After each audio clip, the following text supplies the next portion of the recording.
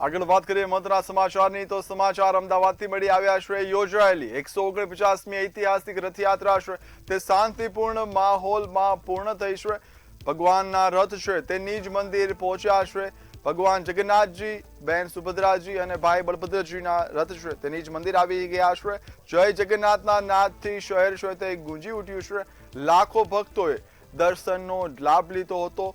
સૂર્યોદય થતાની સાથે જ જે રથયાત્રા છે તે નગર ચર્ચાએ જગન્નાથજી નીકળ્યા હતા તે સંપૂર્ણ હાલ પૂર્ણ થઈ છે। રથ છે તે મંદિર પરત આવી ગયા છે। શાંતિપૂર્ણ માહોલમાં અને નિર્વિઘ્ન રથયાત્રા છે તે પૂર્ણ થઈ છે। ભગવાન છે તે પોતાના મંદિરે આવી ગયા છે। તો હાલ આપણી સાથે સંવાદદાતા સુમન છે તે લાઈવ જોડાઈ ચૂક્યા છે।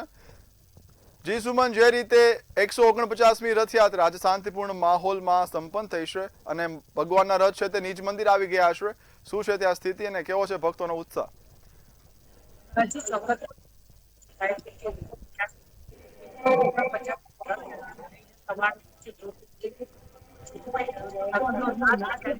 નગરચર્યા સવારથી ઉત્સાહ જે છે એ જોવા મળે છે, પણ જયારે નગરના નાથની આ રથયાત્રા જે શાંતિપૂર્વક પતી છે ત્યારે ભગવાન જે છે તે નિજ મંદિર પહોંચ્યા છે અને સાથે કહી શકાય છે કે તમારે રથ જે છે તે આવી પહોંચ્યા છે। બેન સુભદ્રા, ભગવાન જગન્નાથ અને ભગવાન જે છે અહીંયા આવી પહોંચ્યા છે અને મંડોળ અને કાફલા સાથે રથયાત્રા જે શાંતિપૂર્વક પતી છે અને કહી શકાય છે કે ભગવાન જે છે તે આજે અહીંયા રાત મંદિરની બહાર રોકાશે અને આવતીકાલ સવારે ભગવાન જે છે તે મંદિરમાં જશે અને સાથે કહી શકાય છે કે આખી રથયાત્રા જે શાંતિપૂર્વક જે છે તે પતી છે અને પોલીસનો ચારેકોર બંદોબસ્ત તે પણ ગોઠવાયો હતો અને સાથે કે હાલ પણ પોલીસનો કાબ જે છે અને લોકોનો ઉત્સાહ જે છે તે જોવા મળ્યો હતો। સવારથી લોકો ભગવાનની રાહ જોતા હતા, આખિર ભગવાનના રથની રાહ જોતા હતા। એ દર્શન જે છે તે લોકો કરવા જે છે તે ઉમટ્યા છે અને હજી પણ લોકોની કેટલી ભીડ છે તે જોવા મળી રહી છે અને 10 લાખથી પણ વધારે પબ્લિક જે છે